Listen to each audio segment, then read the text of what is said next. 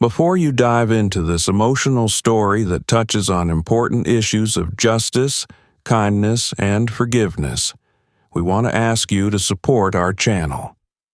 Subscribe so you don't miss out on inspiring and touching stories that help you see the world from a different perspective.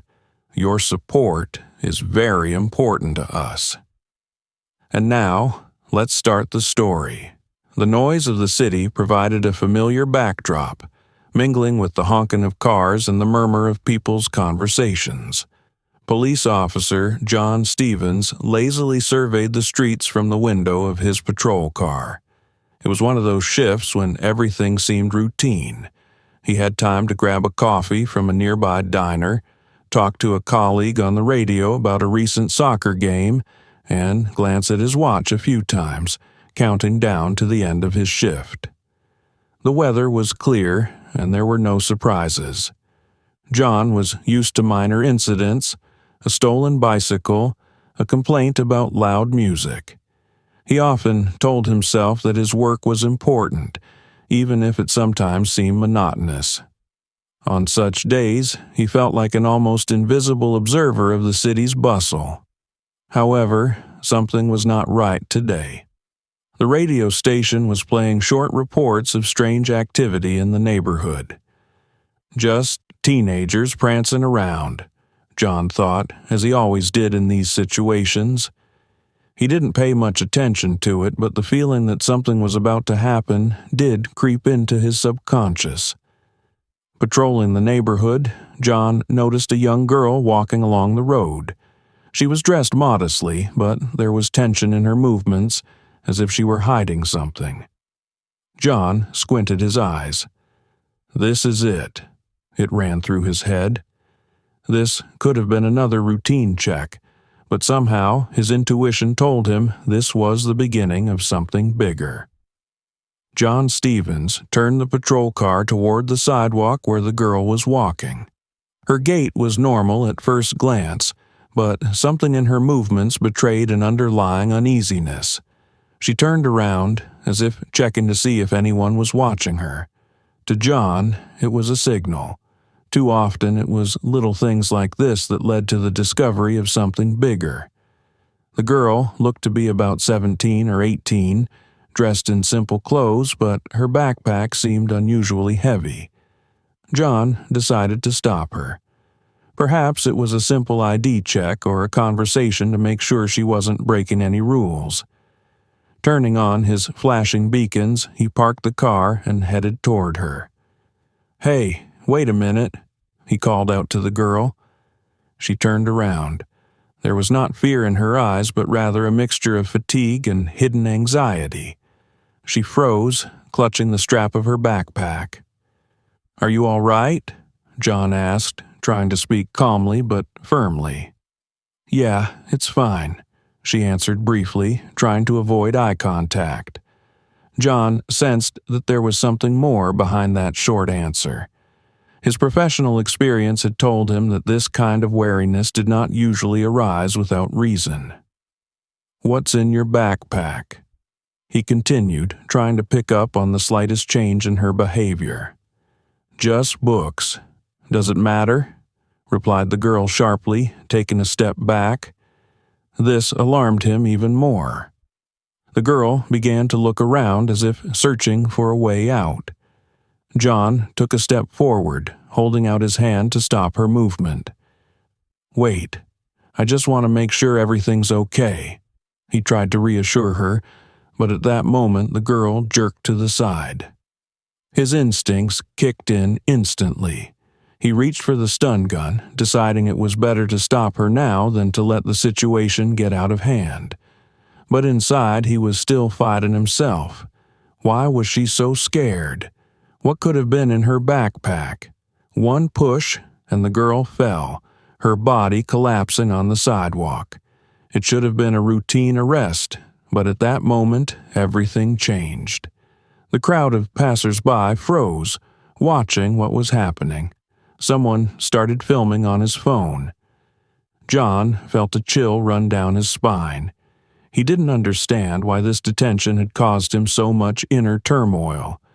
Was this just a routine incident, or had he just done something that would change his life forever? It was as if the crowd around them had fallen silent. Only the muffled hum of the stun gun and the girl's muffled scream tore the air. Her body jerked forward. Her backpack slipped off her shoulder and fell to the asphalt, leaving a dark trail. The girl collapsed and fell to the sidewalk, curled up in a defenseless pose. John felt his fingers still gripping the handle of the stun gun tightly. "What did I just do?" flashed through his mind.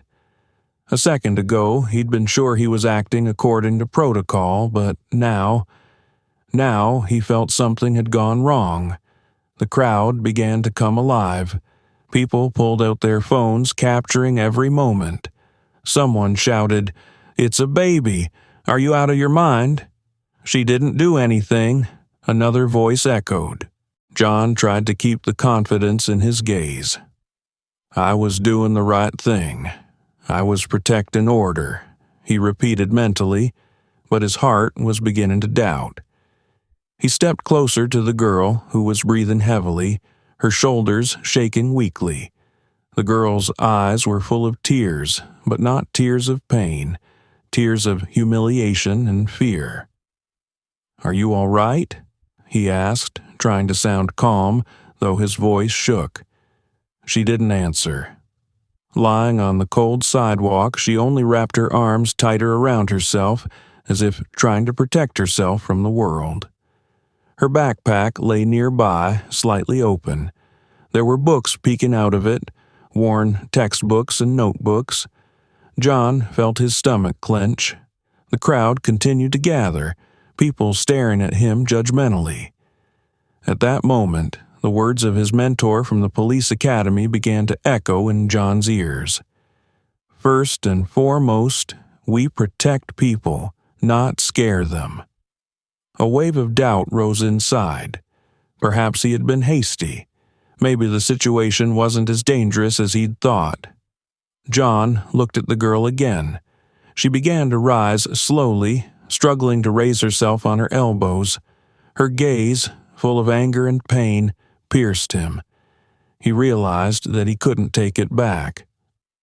"I'll call an ambulance," he muttered, taking a step back. But just at that moment, a woman ran out of the crowd toward the girl. Her step was quick and her gaze was determined. John saw something in her eyes that made his heart sink. The woman didn't yell, didn't make a scene, but her presence said more than words. "You just made a huge mistake," she said, looking straight into his eyes. And John realized that this day would never be ordinary again. John took a step back, cold sweat beating on his forehead. His heart thundered in his chest, drowning out the noise of the crowd. The woman leaned over the girl and checked her condition, never taking her gaze off him. There was more reproach in her eyes than in her words. It was as if that gaze was burning through him. "I did everything according to protocol," John repeated to himself, but the voice of reason was growing quieter. The girl lay before him, her frail body still shuddering with shock. She didn't look dangerous, not guilty, just scared. The picture of what was happening did not fit his initial thoughts. The crowd was growing. People were whispering. Some were openly indignant. Some were filming what was happening on their phones. "And this is called serve and protect?" He heard someone's voice from the crowd. Those words cut John. He tried to focus, maintaining a professional look. "I did the right thing," he thought again. "She could have escaped. She could have been hiding something dangerous. I was protecting the public." But these thoughts brought no peace. He remembered how he had been taught to make decisions quickly and without emotion. But why now, after that decision, was it so empty and unsettling inside? He thought his actions were right, but everything around him, her trembling hands, the books peeking out of her backpack, The reproachful glances said otherwise. John tried to justify himself to himself. Maybe she really could have been up to something. No one knows for sure. Better safe than sorry. But in the back of his mind, he already knew he was wrong this time. The woman rose to her feet, hugging her daughter. She straightened, her face calm, but in that calmness, John could feel the strength. "You didn't even ask who she was. What happened? Just in a hurry to show power," she said in an even voice. "Look, I was just trying to prevent a possible threat." John started to justify himself, but he couldn't believe what he was saying. The woman looked at him for a long moment. A possible threat? She's 17. She was just walking home with her books. Those words hit John harder than any scream. He tried to suppress the guilt by turning his attention to the crowd. "The important thing is to maintain control," he kept saying to himself. But at that moment, control was slipping through his fingers. The doubts grew louder and louder. What if he'd been in too much of a hurry? What if the moment he'd reached for the stun gun, he should have just given her a chance to explain herself? John looked around. The crowd no longer looked like a group of random passers-by. They had become judges of his actions, and he didn't know how to justify himself to them. But most of all, he didn't know how to justify himself. The woman standing in front of John was more than just an angry mother. There was a power in her posture, her gaze, and the way she spoke that he didn't immediately recognize. But her confidence and calmness were beginning to make him vaguely uneasy. The crowd continued to whisper, and the woman turned to John without paying attention to them. "Do you know who you just stopped? Do you have any idea what just happened?" Her voice was quiet, but there was reproach in every note. John felt his inner core begin to sag under her words. "Yeah, I was just doing my job," he replied, trying to remain calm. "A job?" The woman raised an eyebrow. "Is that what you call attacking a teenager who had nothing but textbooks in his backpack?" John opened his mouth to answer, but froze, not knowing what to say. The woman turned away and sat down next to her daughter, checking to make sure she was all right. Then she stood up, and John noticed two men in strict suits running up to them. They looked like bodyguards and held themselves as if they were ready to intervene immediately. "Mrs. Gray, is everything all right?" one of them asked, casting a frown at John. "Mrs. Gray?" The name immediately seemed familiar to John. He remembered the recent news. Linda Gray was an influential attorney known for her high-profile civil rights cases. She was a prominent activist against police violence and abuse of power. John's heart clenched. It can't be her. But everything pointed that way. Linda straightened up, her face focused. "I'm going to write down every detail of this incident," she said coldly, turning to one of the men who was already writing something down on a clipboard. "This will not go without consequences." John took a step forward, trying to remedy the situation. "Look, Mrs. Gray, there's been a misunderstanding. I thought that, Did you think a girl walking down the street with a backpack was a threat?" She interrupted without raising her voice. "Is that your excuse?" Her words sounded like a sentence. John didn't know what to say. Anything he could think of would sound either pathetic or hypocritical. The crowd around them continued to build up. Someone had already started shouting that this all needed to be publicized. Phones were pointed at John and at Mrs. Gray. "Did you know that I'm taking cases against police brutality?" she asked, looking him straight in the eye. John swallowed. He wanted to say that it was a coincidence, that he couldn't know who she was, but her look already made it clear. It didn't matter to her. Your actions are the result of a system that thinks any dark-skinned girl is automatically suspected of something, and that system needs to change." Every word she said was like a pounding on his mind, making him question his actions even more. He looked at her and her daughter, who was still sitting on the ground, holding his shoulder, and realized he was on the verge of something he couldn't control. Mrs. Gray no longer looked upon him as a human being. To her, he had become a symbol of the system she was fighting against, and John felt his world beginning to crumble. Linda Gray lifted her daughter to her feet, putting her arm around her shoulders. The crowd fell silent, as if waiting to see what would happen next. Linda turned to John again, her gaze not just reproachful but penetrating, forcing him to feel the full weight of her actions. "Do you know what we've been through?" she asked, her voice flat, but there was an undercurrent of emotion in it. "I guess I don't, because you don't have to think about it, but I will, and let everyone here hear it." She looked around the crowd as if addressing everyone at once, then focused back on John. "My daughter is only 17. Her name is Kayla, and she is the best student in her class. She dreams of becoming a doctor so she can save people. But she has to prove every day that she deserves the right to just exist, because she's black." John felt Linda's words penetrate deep into his mind. He wanted to say something, but realized that his voice would sound unconvincing now. "Kayla lost her father when she was 10. He was shot because someone thought he looked suspicious," Linda continued. "He was walking home from work and a patrolman stopped him, said he was checking. When my husband reached for his wallet to show his ID, that cop thought it was a gun. So he fired. One mistake and a life was ruined." Linda's voice trembled slightly, but she continued, keeping her composure. "After that, I promised myself that I would never allow anyone else in my family to be victimized by this system.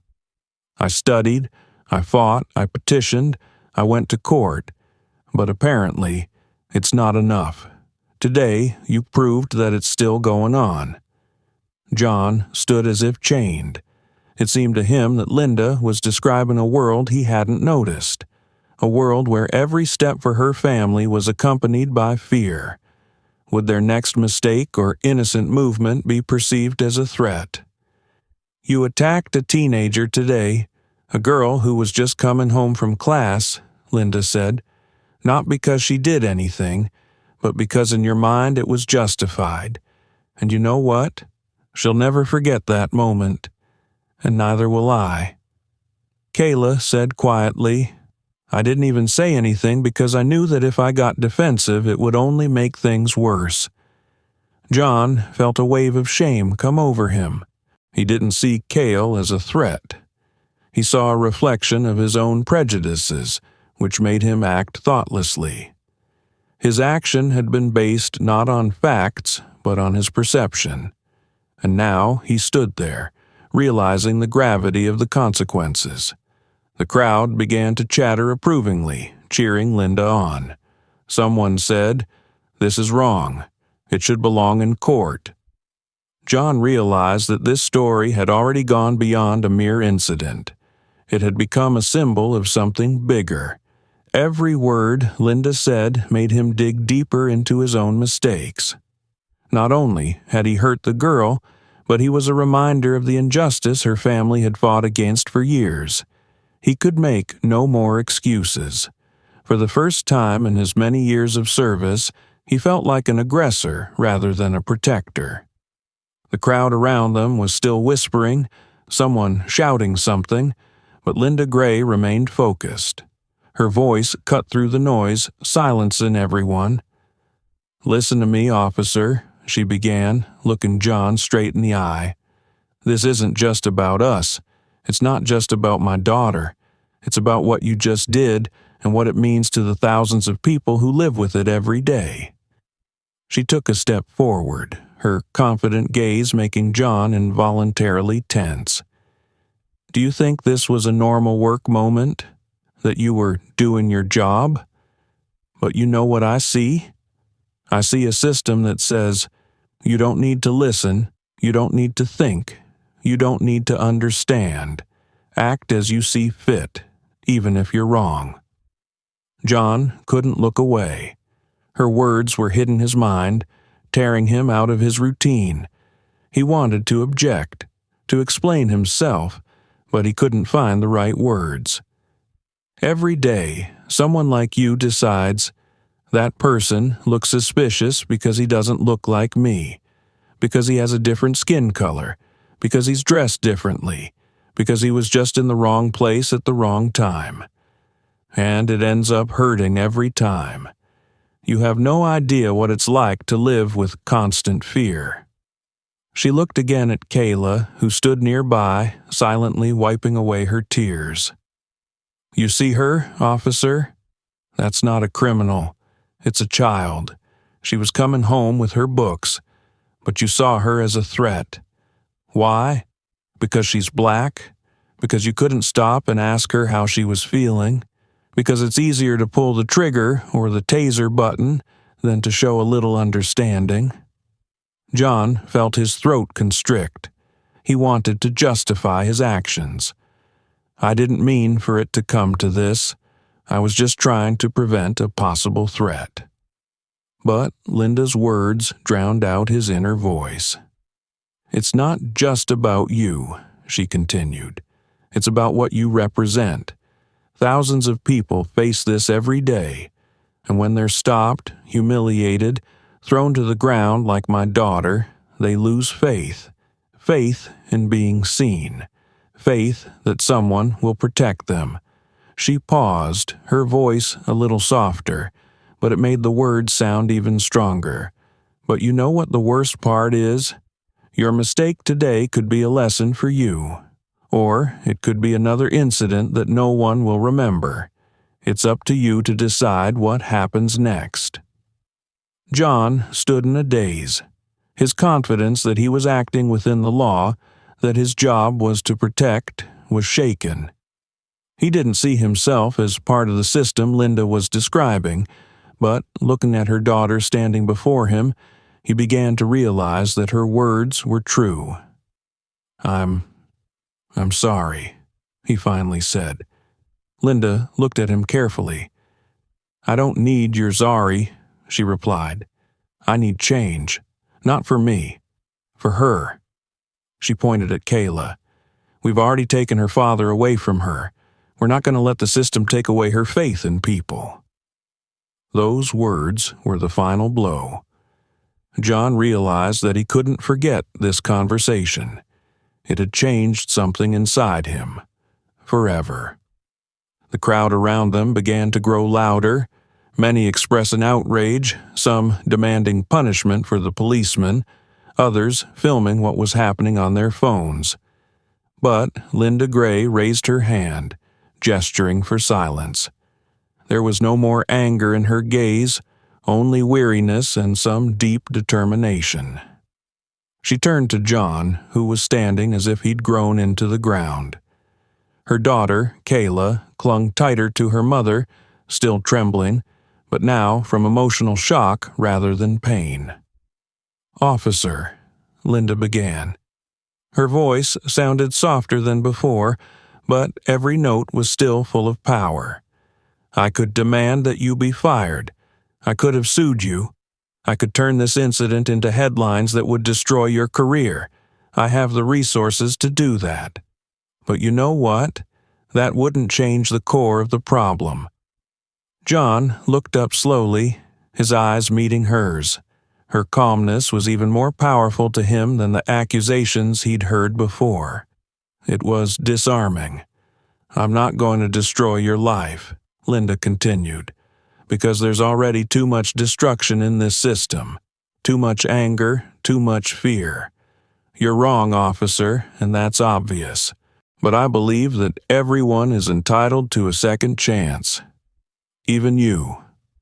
John swallowed, feeling her words tearing him apart. He'd expected yelling, threats, maybe even physical aggression. But instead, she was being magnanimous. It was unexpected, and it hit harder than any punishment. "I forgive you," Linda said.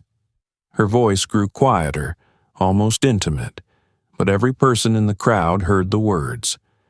"Not because you deserve it now, but because I want you to realize how important it is not to make mistakes in the future." She looked at her daughter, stroked her shoulder. "This world can be a cruel place, but I'm teaching Kayla that it can be better, that people can be better.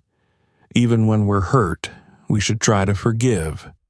That doesn't mean forgetting, it means giving them a chance to make things right." John felt his throat constrict. He tried to say something again, but his voice shook. "Thank you," he squeezed out, but the word didn't seem to be enough. Linda shook her head. "Thank not me. Be thankful for this opportunity. Don't lose it. Ask yourself this question. What can you do to prevent this from happening again? How can you become a better person?" The crowd fell silent again. It seemed as if the whole world was listening to her words. Linda turned to Kayla, hugged her, and said softly, "We're going home." She didn't look at John anymore. Her forgiveness didn't require a response, didn't expect anything in return. It was an act of pure kindness that turned the officer's soul upside down. John watched them walk away and felt a feeling ignite inside him that he hadn't felt in a long time. Remorse. But with it came a desire to change, to be worthy of the forgiveness he'd just been given. John stood in the middle of the sidewalk, not noticing the crowd, the cameras, or his colleagues who had already begun to disperse the crowd. All he could hear were Linda's words echoing in his mind. Ask yourself this question. What can you do to make sure this doesn't happen again? His hands were still tense, though the stun gun had been holstered for a long time. He glanced at his palms as if they were to blame for what had happened. But the truth was deeper. It wasn't just what he'd done, it was the system he'd become a part of. And now, for the first time, he was seeing it from the other side. The internal monologue became unbearably loud. Why had he immediately considered the girl a threat? What made him grab the stun gun without even trying to talk to her? He remembered the training materials he had studied at the academy. Safety first. Act quickly to prevent risk. But no one had taught him to see people as anything more than possible intruders. He stared at the spot where Linda and her daughter had just stood. Their faces, their story, all of it suddenly became a symbol. John began to realize that there are thousands of families like this one. Families who fear every day for their children, for their future. He remembered Linda, her confidence, her kindness, despite the pain she'd caused. She could have ruined his career, but she'd chosen forgiveness. Why? Because she believed he could change? That thought hit him the hardest. She'd seen him as a man capable of change when he'd already begun to doubt it. John felt something shift inside him. His service had always been something of a mantra for him. I protect order. I make the world a better place. But today, he saw a different side. His actions weren't just not protecting people, they were victimizing them. He began to wonder what he could have done differently. Maybe next time he'd start by talking. Maybe he could stop looking at people through the prism of stereotypes. But it wasn't enough. John knew that a good thought was not enough. It takes action. It takes accountability. He thought about how often cops like him acted automatically, without asking questions. He remembered his colleagues, the conversations at the station, the usual jokes and cynical comments. It all suddenly seemed wrong to him. The system is unfair, he realized, but how can you fight the system while being part of it? John suddenly realized it wasn't about confronting her. It was about changing her from the inside out. For the first time in a long time, he felt the need to do something to justify the trust he had just been given. Not in front of his superiors, not in front of his colleagues, but in front of that girl and her mother. He walked back to the car, but he couldn't get behind the wheel. Instead, he stood staring into the void where the scene that had changed his life had unfolded just a few minutes ago. It wasn't just an incident. It was a moment of truth that made John think about his role in the system, its imperfections, and how he himself could make it better. I must start with myself, he decided. The next day, John still couldn't get yesterday's meeting out of his mind. He hadn't expected to feel so devastated, as if everything he'd lived for was suddenly in doubt. He'd been honest in his report that he'd used the stun gun, but Linda's words and stare had kept him on edge. He was informed that Linda Gray had gone to the police station, but not to make a complaint. She had asked to see him. John was surprised, not knowing what to expect. He'd thought she'd demand justice or make a public trial, but her request seemed strangely personal. When he entered the conference room where their meeting was to take place, Linda was already waiting for him. She was alone. She was wearing a strict but elegant suit, and her face radiated the same confidence as the day before. "Sit down, officer," she said calmly. John sat down across from her, feeling awkward. "Thank you for coming," she began. Her voice was soft but confident. "I'm not here to accuse you, and I'm not here to get you punished." John looked up, his heart beating faster. "Why?" It came out of his mouth. Linda smiled slightly. "Because it won't help. It won't change what has already happened. But I hope it will change what may happen in the future." John remained silent, trying to understand her motives. "We all make mistakes," she continued, "and we all have the opportunity to learn from them. But the thing is, your position is special. Your mistakes can do far more harm than those of the average person. That's why I want you to see this situation from a different perspective." Her words made John feel a wave of shame again, but along with that, he began to really listen to her. "I don't want you to see my daughter as a victim. She's strong. She can handle it. But I want you to think about what you can do so that she no longer has reason to be afraid, so that you can look at people like her not as threats, but as people worthy of trust." Linda paused, letting him realize her words. "You can be better, not just for yourself, for the whole system of which you are a part. Your position gives you power, but with that power comes responsibility. You can choose to continue to act as you did yesterday, or you can start changing the world around you." John felt those words like they were piercing him. He hesitated. "I don't know how to do that." Linda smiled again, warmer this time. "Start small, with understanding, dialogue, with questions, not orders. You don't have to do great things to change the world. Sometimes you just need to be a little more attentive to the people you encounter." Her kindness and calmness shocked John. He had expected her to demand punishment, perhaps a public repentance, but instead she offered something more, an opportunity to change. "Why are you doing this?" he finally asked. "Because anger only breeds anger," she replied, "and forgiveness gives you a chance to change." John couldn't hide his surprise. Her gesture was more than an act of forgiveness. It was an invitation to something more. Her words left an imprint on his soul that would never fade.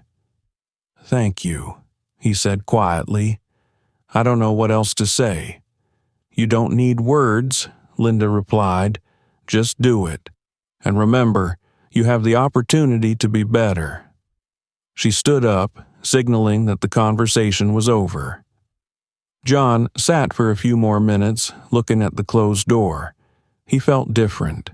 Her kindness and trust showed him that he could change not only himself, but something more.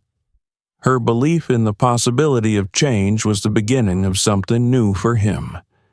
It had been a few days since the meeting with Linda Gray, but her words still echoed in John's head, as if they left an invisible stamp on his every action.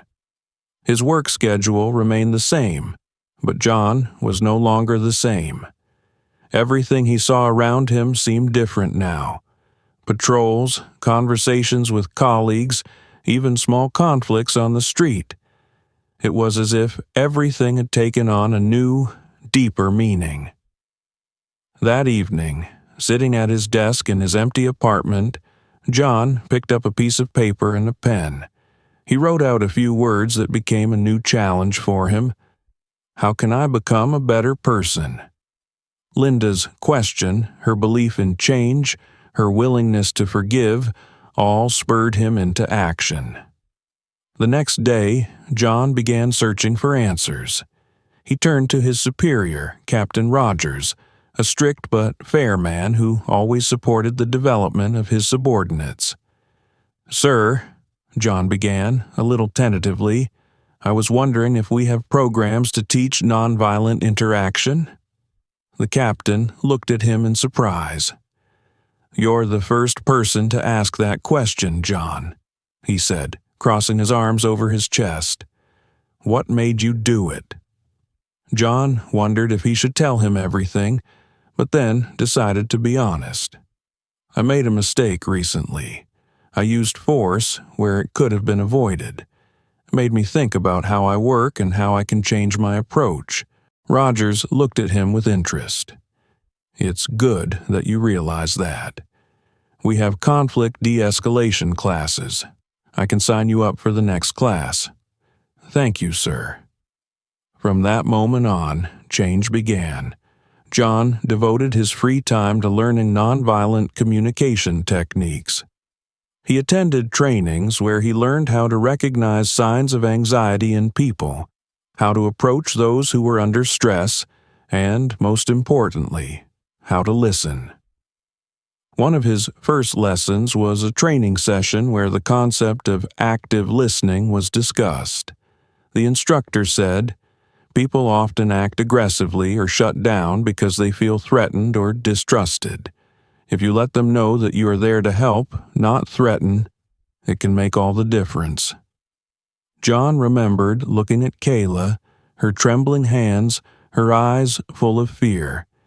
He realized that she hadn't felt safe in that moment. It was clear to him that trust had to be earned. He also enrolled in a cultural competency course where he studied how history and social stereotypes affect people's perceptions of the police. This was a real revelation to him. John began to realize how the bias Linda had talked about was not only ingrained in the system, but also in his own actions. On patrols, he now tried to act differently. Instead of immediately suspecting people, he began to ask himself, "What if I'm wrong? What if I just talk?" One day, he noticed a teenager who he thought was trying to open a parked car. Previously, he would have intervened immediately, perhaps even used force. But now he decided to approach and talk calmly. "Hey, man, you all right?" The boy turned around, looking at him fearfully. This is my brother's car. I broke the key," he mumbled, showing me the key with the cracked case. John nodded, feeling relief spill over his body. "Okay, do you mind if I help you?" The boy froze, clearly not expecting such a reaction. Yeah, thanks." This minor situation was confirmation to John that Linda's approach, seek understanding rather than conflict, works. But the most important change happened inside him. He began to look at his coworkers differently. He noticed that many of them acted the way he used to, fast, aggressive, without thinking. John didn't want to preach, but in his conversations with them, he began to gently bring up topics related to de-escalation and trust. Some listened, others laughed, but he knew change starts small. For the first time in his many years of service, he felt he was doing something right. His job was no longer just an obligation, it had become an opportunity to be a better man, not only for himself, but for those he had sworn to protect. And somewhere in the back of his mind, he hoped that one day he would be able to meet Linda and her daughter again. And then he would be able to tell them that their forgiveness had changed not only him, but so much around him. A year had passed since the day John Stevens had first met Linda Gray and her daughter Kayla. The city continued to live its life. Streets buzzed, police patrols cruised, time moved inexorably forward. But inside John, everything changed. He was no longer the kind of officer who judged people on first impressions. Instead, he became a listener, a peacemaker, a man who saw everyone not as a threat, but as an individual. Today, he stood on a small stage in front of a room full of police officers and citizen activists. It was a meeting organized to discuss reforms in law enforcement, and John had been asked to tell his story. "A year ago, I made a mistake," he began, his voice firm but with emotion. "I acted out of fear, out of bias, out of what was considered the norm in my profession. But that mistake changed me." He paused, glancing around the room. There, in the front row, he saw Linda Gray and Kayla. Kayla had grown, her confidence evident even from a distance. She smiled at him with a barely perceptible nod. "Then I met people who not only showed me my mistakes but gave me a chance to be better," John continued. "Linda Gray could have ruined my career, and she had the right to. But instead, she did more than that.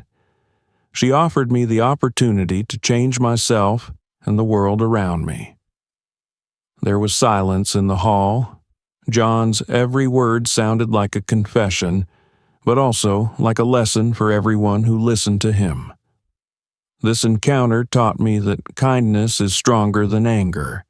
It showed me that forgiveness is not weakness, but strength. But most importantly, it taught me to see people, not stereotypes." He looked at Linda and Kayla again. "I want to thank them for what they have done for me. They not only changed me, but also showed me how even the most difficult situations can lead to something better."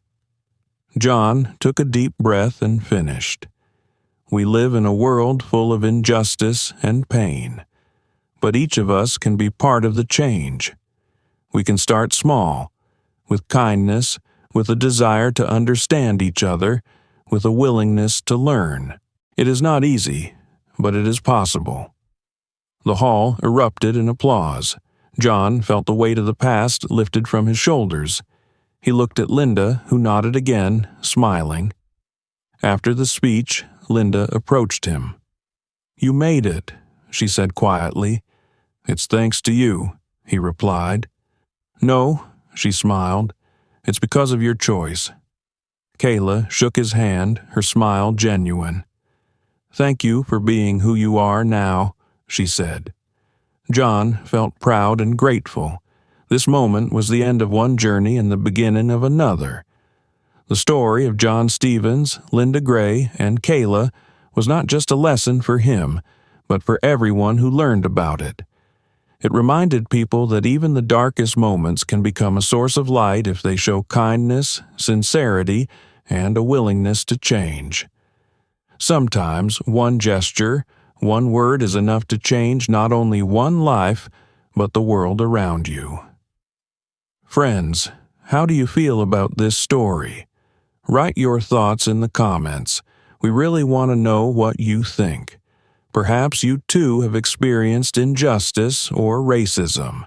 How have you dealt with these situations? We appreciate each and every one of you and are grateful for your support. Don't forget to subscribe to our channel and give us a like if this story made you emotional or thoughtful. Your activity helps us to keep telling such important stories. Wishing you a wonderful day filled with kindness and understanding.